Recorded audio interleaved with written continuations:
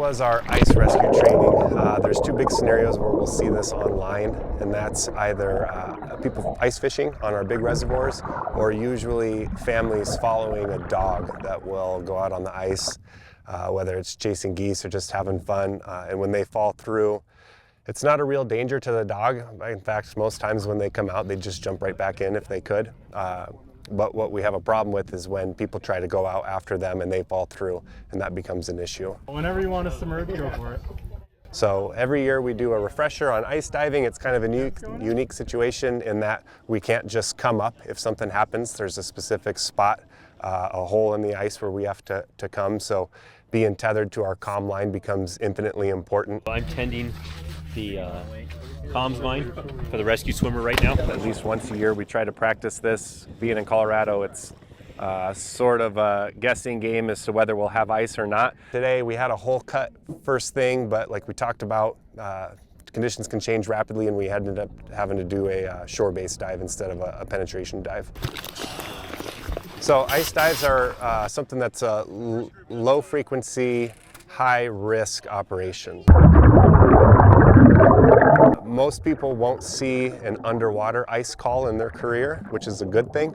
But when they do come, it's very fast, very dynamic, and it's a situation that has a lot of potential for things to go south. Left hand. So today's drill, we have a diver go out, they search patterns. We have a way of, depending on the size of what we're looking for, of what pattern we will use for that call. And then once that diver is done with their pattern, they'll do a diver lost drill. Cam, you got me? Captain Baker's lost. I need you to get out there and find him. Which is where you go full vertical, and the intent for that is that the diver that comes in after you, their comm line will catch your body if you're vertical in the water. Then you can get pulled into that initial lost diver, and the comms team can pull both divers in safely.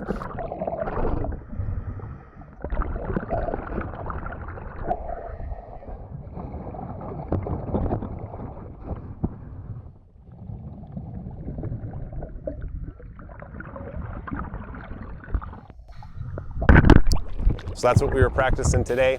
It's a good time to get familiarized with different buoyancy. So all of our weight that we wear is dependent on how much thermal protection we have. So there's several more layers when it comes to ice. So getting our weight harnesses dialed in so that we're neutrally buoyant is a big deal. Those are weights, yep, and I have 32 pounds is how much I like to dive with. Everyone's different. So. And so it's a practice day. It's a day to experience what it's like to have that freezing cold water on your face, and to practice that diver down drill. So that's what we were out specifically doing today. 20 more feet, 20. So like I said, we do have thermal protection, but the temperature around your face and your mask and your hood, your hands, you lose dexterity a lot quicker. And then of course not being able to just come up anywhere if there's a problem. So we switch out our snap shackles that we have normally for diving so that you can disconnect yourself from the con line if you get entangled, and we switch that out for a locking carabiner so that no matter what, the backup diver, in case of an emergency, could get to the primary diver and get them out.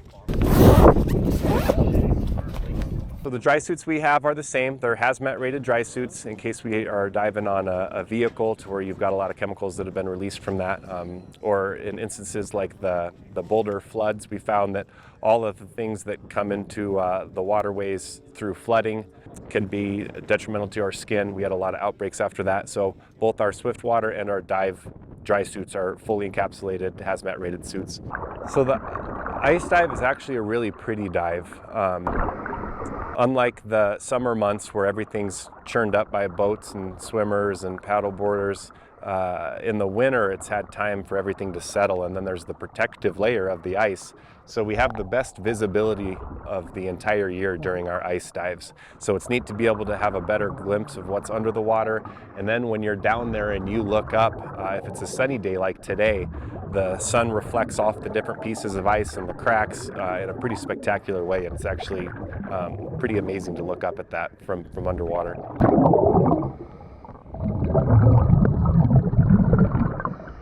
Ice rescue is going to be the same as any of our other dive calls. So 5 is sort of the bare minimum. You've got to have a primary diver, a backup diver, a 90%er, and then somebody to run comms, and an IC, an incident commander. What's Captain Baker's air, Stephen? Cap, can we do an air check? So that increases by 1 if we're doing boat ops. It's nice to have somebody who's in charge of the boat and sonar and making sure that that stays in the right place. So that raises to 6, but if we're doing a shore-based, 5 is sort of our baseline number. So each of our special team stations for dive, 19 and 31, is hard staffed with a minimum of 3 divers. Most of the time we get more than that, but on an ice dive, both of those units will respond, so at a bare minimum, we're getting 6 divers to that call. So every South Metro suppression rig carries a Mustang ice rescue suit. So if there's a surface rescue, which is what we see the most of, whether it's kids playing out on the ice or a dog goes through the ice and family members go out to save them, as long as they're on the surface, that's a call that any suppression rig at South Metro can handle. So they'll go out, they've got a rope that's set up specifically to attach to a victim and pull them up, and then a Mustang ice rescue suit that they can put on the way to the call and make that rescue. Then, of course, if they happen to go subsurface, that's when the dive team will be activated, and we'll all respond out to that. Right now, I'm just making sure the bottle's on all the way, which it is. I'm making sure that my BC fully inflates and that the dump valves operate as intended, so it kind of purge itself. Here, kind of bleed out. I mean, it works, and I'll make sure they work. I got one here, one down here, depending on which angle I'm in underwater. And one right here. Making sure my secondary air source works, so I can be there. The best practice is obviously not to go out on the ice at any time. We have a lot of varying temperatures in Colorado, and what could be solid one day, the very next is paper thin.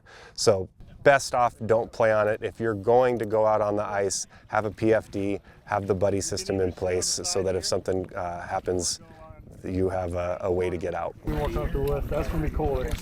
South Metro's dive team has 3 main disciplines, and that'd be normal diving, water rescue, like you'd see here today at one of our reservoirs, and then a swift water component.